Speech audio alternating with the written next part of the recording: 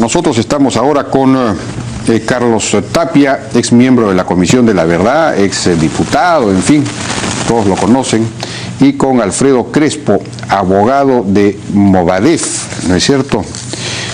Abogado de Movadef y abogado defensor de Abimael Guzmán. Buenas noches, ¿cómo están? ¿Cómo les va? ¿Qué tal? Gracias. Buenas noches, gracias por la invitación. Gracias por venir.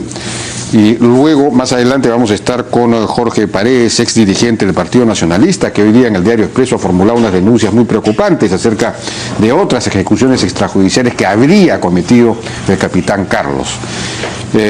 Bueno,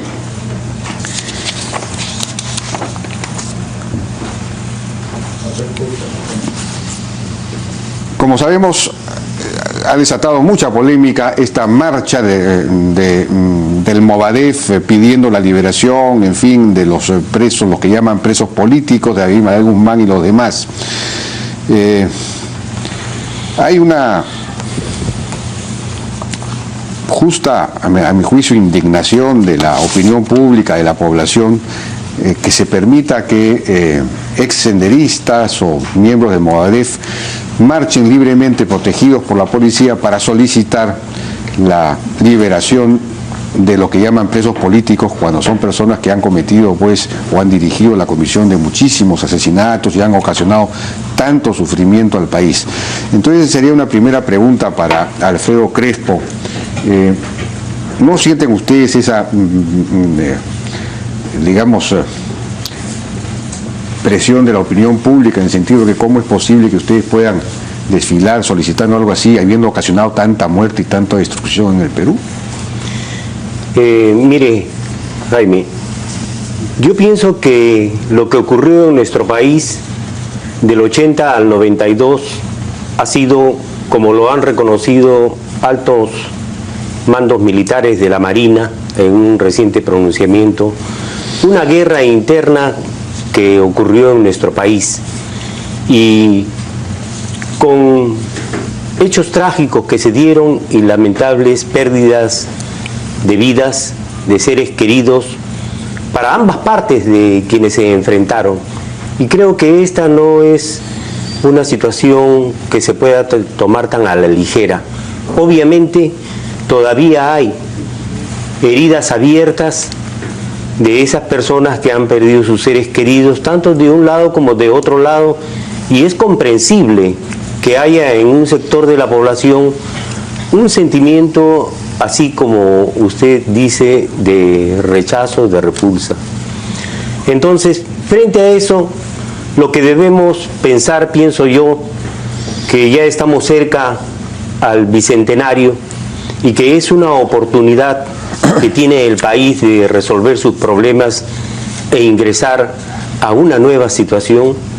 Lo que yo pienso es que debemos entrar en reconciliación al bicentenario, con una amnistía general para civiles, militares y policías, porque lo que se dio en nuestro país ha sido un hecho político, que ha sido una lucha por el poder de una organización que se levantó en armas y del Estado que mandó a los militares y policías a defender el poder del Estado, y que en consecuencia, terminada esa guerra interna hace 25 años, ya es hora de voltear la página, de ir a una reconciliación, de que no hayan más juicios, ni para civiles, ni para militares, ni para policías. Un hecho político de modo tal que no hubo crímenes. ¿Usted cree que no hubo crímenes? ¿No hubo asesinatos? Hubo efectivamente masacres, gran cantidad de masacres. Hubo efectivamente lesiones a derechos fundamentales, a la vida, a la libertad, y eso hubo de ambas partes de las Fuerzas Armadas. Hubieron genocidios, desapariciones, del otro lado también. Porque acá está en el pronunciamiento de los altos mandos de la Marina del 17 de marzo. El país atravesó una guerra, sufrió, dice, una larga guerra interna con terribles y pavorosas consecuencias que de no detenerse hubiera acabado con el país, sus instituciones, con el régimen democráticos, y dijo que nuestra patria se encontraba muy próxima a caer en el abismo del totalitarismo comunista. ¿Qué nos está diciendo? Que ha sido una lucha por el poder, que ha tenido contenido político. Por ejemplo, hablan del comunismo. Carlos Tapia, ¿usted está de acuerdo con esta tesis? Sí, ciertamente que no, ¿no? No, reconozco lo de la violencia política, armada, el terrorismo que ha habido. La mayoría cantidad de muertos han sido campesinos de la sierra del Perú, ¿no? Quechohablantes. Pero quizás sería conveniente informar a la teleaudiencia que el Movadef es una creación del Partido Comunista del Perú, Sendero Luminoso, ¿no? En 1993, cuando ellos se reúnen con miembros de su buró político que Vladimiro Montesinos los trae de Yanamayo y producen un documento que se llama Por una nueva gran decisión y definición, luchar por un acuerdo de paz y sentar bases para el segundo Congreso. Allí, esto que es una transcripción magnetofónica, Abimael Guzmán dice: tener en cuenta que en esta situación algunos de nosotros tienen que aparecer, salir de la clandestinidad, develar su condición de comunistas por necesidad partidaria, pero esto debe hacerse aplicando el principio de la preservación, pues el partido, sus militantes en mayoría y sus organismos tienen que seguir, y con más cuidado todavía, saber que corremos riesgos. Entonces, dentro de la teoría maoísta, para hacer la revolución, el doctor conoce eso, se requiere 3 instrumentos: el partido, el frente único y la lucha armada. Mao Zedong lo llama las 3 varitas mágicas. Entonces, lo que hicieron Abimael Guzmán y la cúpula senderista presa después del 12 de septiembre de 1992, es decir, vamos a construir un frente único. Ese frente único es conducido por el Partido Comunista del Perú, Sendero Luminoso.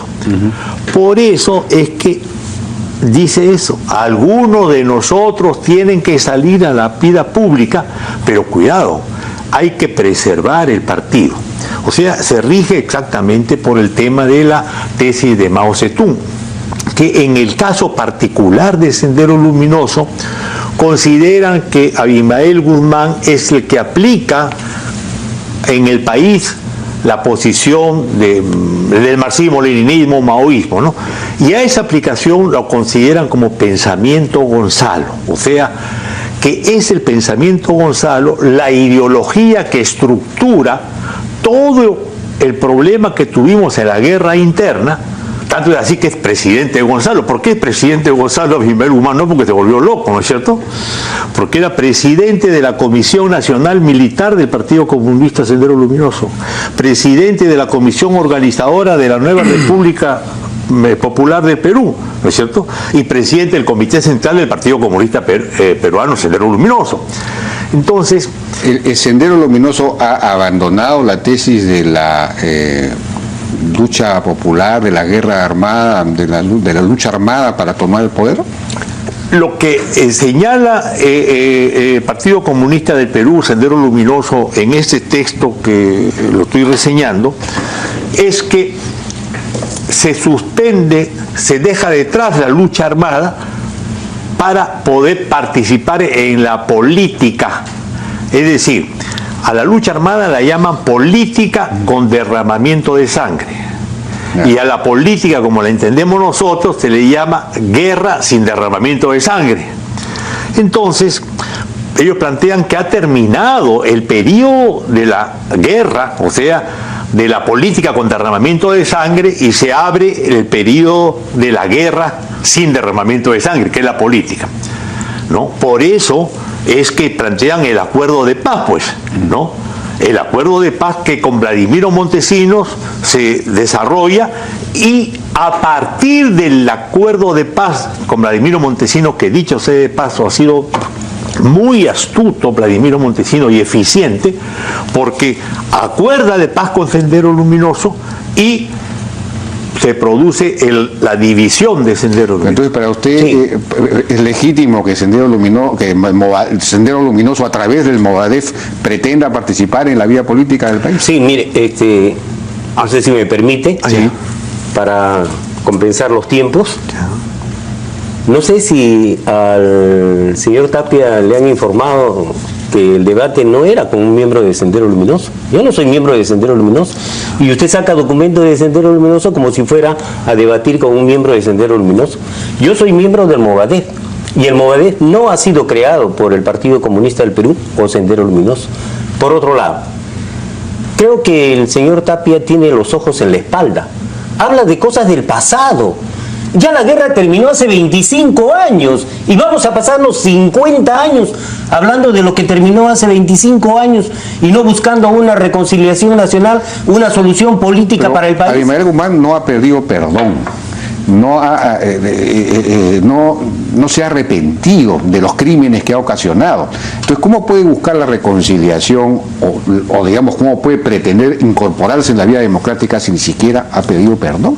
Mire, yo entiendo el sentido de su pregunta, a lo que yo lo llamo asumir responsabilidad por lo que ocurrió. Y el doctor Abimael Guzmán ha manifestado, y yo lo he transmitido. Estamos hablando de pedir perdón y de arrepentirse de los crímenes cometidos, no estamos hablando de asumir una responsabilidad teórica, ¿no? Yo he transmitido de que él ha reconocido que en la guerra que él llevó adelante, dirigió, ha tenido errores, excesos y limitaciones. Pero hasta ahora yo no escucho a nadie de parte del Estado que asuma responsabilidad. Estamos hablando de Abimael Guzmán que quiere participar. No, es que la guerra ha sido de dos partes. No podemos hablar de una sola parte. Ha habido la otra parte, Fuerzas Armadas, Fuerzas Policiales, que también han cometido desapariciones, genocidios, torturas, violaciones, y hasta ahora nadie asume responsabilidad. Sí, bueno. Ahora, la Comisión de la Verdad, de la que el señor Tapia ha sido miembro, nunca se planteó el tema de la reconciliación nacional, a pesar de que reconoció que fue violencia política. Pero ¿quién comenzó la guerra? ¿Quién tuvo una estrategia de muerte? El Estado ha sido reactivo con una estrategia muy mal manejada, pero digamos, ¿quién tiró quién comenzó este asunto? A ver, mire, Carlos, por favor. Disculpe, para terminar solamente mi intervención, creo que ahí usted está equivocado. Sí, el problema de la guerra no es quién dispara primero, sino cuáles son las causas políticas, sociales y económicas que dieron lugar a la guerra. Tuvo una estrategia de muerte, una estrategia de yo quiero tomar el poder porque si fuera el poder, sin el poder toda institución. ¿Quién tuvo al Perú y a los pueblos en abandono, en hambre, miseria y pobreza? ¿Quién? El Estado. Pero ustedes mataban a los... No, ustedes no, porque yo no he participado en hechos de sangre, ni he sido miembro de Sendero Luminoso. Sendero Luminoso mataba a los más pobres, a los más pobres los mataba, a los campesinos. Carlos, bueno, en realidad lo que dice el doctor Crespo no es cierto, ¿no? Porque en la entrevista que da a qué hacer de Desco hace algún tiempo, señala que la diferencia que hay entre el Movadef y el Partido Comunista del Perú es la siguiente. El Partido Comunista del Perú tiene como pensamiento guía el pensamiento de Gonzalo, o sea, como guía. En cambio, el Movadef tiene como orientación el pensamiento Gonzalo, ¿no? Tan cierto es eso que cuando quieren presentar la solicitud para inscribirse en el Jurado Nacional de Elecciones, ponen que se nutren de la ideología popular y del pensamiento Gonzalo, ¿no es cierto? O sea, hay una visión, llamémosle un poco distinta entre la que tiene el doctor y la que tengo yo. ¿Por qué? Porque para el doctor el pensamiento Gonzalo es guía del Partido Comunista del Perú y orientación de Movadef, porque esa es la tesis del maoísmo. El partido se dirige con la ideología y su ideología manda sobre el Frente Único. Entonces, por eso, si no, alguien me tiene que explicar por qué cuando presentan la solicitud para inscribirse en el Jurado Nacional de Elecciones, están obligados a decir, y nos regimos por el pensamiento Gonzalo. Ahora, ¿el pensamiento Gonzalo no incluye la lucha armada precisamente? Claro, no. El pensamiento Gonzalo para los compañeros, amigos, correligionarios del Movadef es el siguiente: es la aplicación del marxismo, leninismo, maoísmo a las condiciones concretas de la situación peruana. En la época de 1980 hasta 1992, eso fue una lucha armada. Después de 1992, con el acuerdo de paz, empiezan a hacer política, y para hacer política tienen que tener un instrumento que es el Movadef. Pero el principio universal del pensamiento Gonzalo es que para allí capturar el poder y hacer la revolución se rigen por la necesidad de la guerra revolucionaria para tomar el país, para tomar el poder. Entonces no se ha abandonado la guerra revolucionaria. No, ellos señalan de que después, cuando está preso Abimael Guzmán, ya no pueden continuar la guerra, pero no es cierto, por eso firman. Por un asunto, digamos, material. No, es una forma... imposibilidad temporal. Pero no, eso lo dice exactamente. No podemos seguir haciendo la guerra, dice el presidente Gonzalo, porque se requería una dirección. Y esa dirección cayó el 12 de septiembre de 1992. Por lo tanto, la guerra solamente iba a durar por durar, pero ya no podía capturarse el poder. Por eso plantean la otra táctica, que es la táctica del Movadef, que es lo que está diciendo acá el doctor. Es una táctica que se adapta a las circunstancias, pero si las circunstancias cambian... pero claro, ahí viene el problema, porque el principio es distinto a la orientación táctico-estratégica para ello. El principio es de que de toda manera se tiene que desarrollar la violencia y la lucha armada para capturar el poder. En estos momentos no hay las condiciones. Bueno. Cuando vengan las condiciones, se podrá decir, entonces es viable la lucha armada. Varias veces lo he escuchado. Sí, pero permítame, porque el señor Tapia está monopolizando el tiempo aquí. Mire, si vamos a hablar de teorías, bueno, pues el señor Tapia no está descubriendo la pólvora. Creo que usted ha leído el manifiesto comunista de Marx y Engels. ¿Y qué dice al final Carlos Marx? Que los comunistas dicen que para cambiar el sistema utilizan la violencia. Pero acá lo que tenemos que ver es la situación concreta de nuestro país y la situación concreta del Movadef. El Movadef tiene 9 años de constituido. ¿Ha cometido un acto de violencia contra alguna persona, alguna propiedad, contra el Estado? Nunca. Que no entonces dirán, no, pero lo van a hacer. Lo van a hacer. ¿Y cuándo? Es como un periodista me preguntó, y doctor Crespo, ¿y cuándo va a ser la lucha armada? ¿Cuál es la lucha armada? Pregúntele pues a mis nietos, le dije, porque yo ahorita estoy en esta situación concreta, luchando por amnistía general para civiles, militares y policías, por una reconciliación nacional, por una nueva constitución para el Perú. Eso es en concreto lo que nos mueve. En eso estamos. Pedimos la libertad de los presos políticos porque consideramos que lo que ocurrió fue un hecho político. ¿Y ese delito? Bueno, dicen, ¿por qué piden la libertad de Abimael Guzmán? Y entonces, ¿por qué piden la libertad de Fujimori? ¿Y por qué? Si él también ha sido condenado por homicidio calificado. Y ahí no hay apología. Pedir indulto para él no es apología. Pedir una ley especial con nombre propio no es apología. Pero para Abimael Guzmán sí es apología. ¡Qué bonito! Hoy día, justo cuando el presidente va a firmar la declaración sobre la libertad de expresión, la declaración de Chapultepec, se viene a querer modificar la ley de apología para encarcelarnos a nosotros, propio de regímenes autoritarios. Eso es lo que se está pretendiendo ahora. La Comisión de la Verdad y Reconciliación, mal llamada porque nunca sirvió a la reconciliación, tiene una responsabilidad, porque sirvieron a antagonizar las contradicciones en la sociedad peruana y a enfrentar a las instituciones. Eso, claro. Y promovieron incluso los juicios eternos para los militares, para los policías. ¿Por qué? Porque hay mucha gente aquí en el Perú que no quiere la amnistía porque viven de los muertos de la guerra. Sí. Sí. Entonces, eso no estamos de acuerdo. Bueno, es verdad, tenemos diferencias sobre la visión de lo que es la reconciliación. En la Comisión de la Verdad, la reconciliación tiene que ver con el instrumento clave de poner por delante los intereses de las víctimas y que la reconciliación es entre el Estado peruano y los sectores de la población que fueron víctimas del enfrentamiento. La mayoría de víctimas no fueron de Sendero Luminoso ni de las Fuerzas Armadas, fueron campesinos, quechohablantes, el 75% de la víctima. O sea, no es que son muertos los senderistas y los de la Fuerza Armada, la mayoría, el 75% han sido campesinos, inocentes. Por eso nos llama a nosotros la atención de que los miembros del Movadef planteen la amnistía para quienes, vamos a ver. Primero, no solamente para Abimael Guzmán y la cúpula de Sendero Luminoso que está presa, sino también, por ejemplo, el grupo Colina, a los que mataron a los estudiantes de la Cantuta, a los que desaparecieron a mucha gente, están pidiendo la amnistía.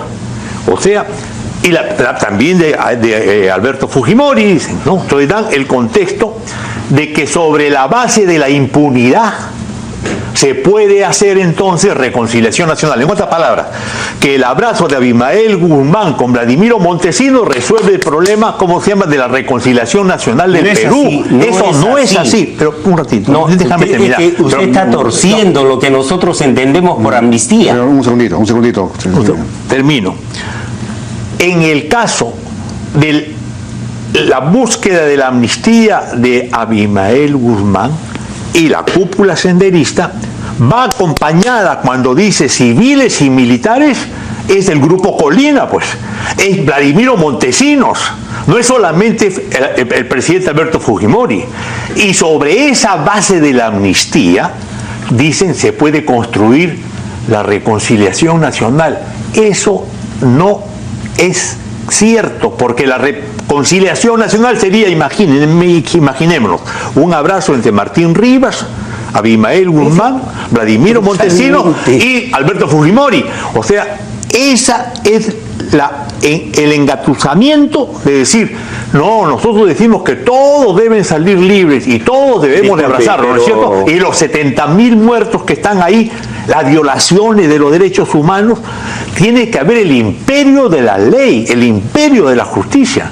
Y la reconciliación es entre el Estado peruano y sus pueblos originarios, nativos, campesinos, que fueron los que sufrieron la mayoría de violaciones de sus derechos humanos. Bueno, sí. me están pidiendo una pausa, ya no sé si pido una pausa o no sé. No, perdón. ¿Hay pausa o no hay pausa? ¿Ah? Bueno, pero permítame. ¿Cómo va a ser fin? Claro, es inconcluso. Ya rápido para terminar. No, es que la amnistía no es como le entiende el señor Tapia. Él dice una reconciliación en el Estado y la sociedad, o sea, en abstracto. La reconciliación es entre quienes se enfrentaron y la reconciliación viene desde Roma. Pero perdón, señor Crespo, aquí no hay dos guerras internas. Perdón, aquí no hay dos partes que se han enfrentado. Pero eso lo dicen los militares acá en su aquí lo que hay es un grupo ideológicamente asesino que enfrentó, que le declaró la guerra al Perú entero. El Perú entero se sintió agredido. Está bien, pero ¿cuál es la manera, solución? Eventualmente la manera de reprimir eso cometió excesos, sí es cierto, claro, pero porque no hubo una buena estrategia.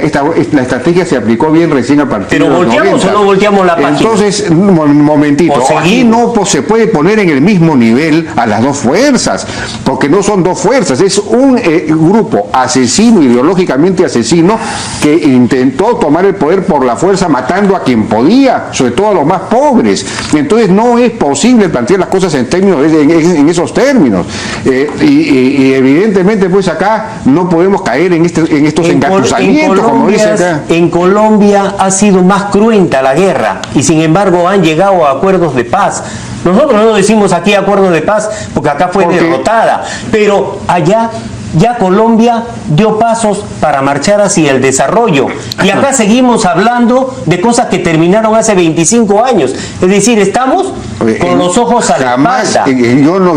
Las FARC desarrollaron el mismo tipo de besanía, el mismo tipo de matanzas, de masacres, los cilindros bomba, que Sendero Luminoso, dicen, a los campesinos, esa masacre. Algunos dicen de que... Perdón, estoy preguntando, señor Tapia. Sí. A ver. Bien. En el caso de las Fuerzas Armadas Revolucionarias de Colombia, tenían un proyecto de toma del poder mediante la lucha armada, es verdad. Pero su estrategia fue una estrategia de enfrentamiento a las fuerzas militares. Claro. La estrategia del senderismo, como queda demostrado en la Comisión de la Verdad, fue principalmente una estrategia de aniquilamiento a todas las fuerzas campesinas que querían impedir que se establecieran los comités populares en sus comunidades. Por eso es que hay 75% de muertos que son campesinos de la sierra, no son miembros de Sendero Luminoso ni son miembros de las Fuerzas Armadas. No, la gran mayoría son campesinos. Por eso hay que tener... alinearon con las Fuerzas Armadas. Y usted no sabe del cilindro bomba que pusieron en un pueblo. Los secuestros. Acá no hubo secuestros. Secuestraron a gente con plata para sacarle plata. Bueno, diputados, senadores. Ya nos ha ganado el tiempo, lamentablemente. Yo les agradezco su participación en este programa. Gracias por haber participado, Carlos Tapia y el señor Crespo. Muchas gracias. Vamos a una pausa.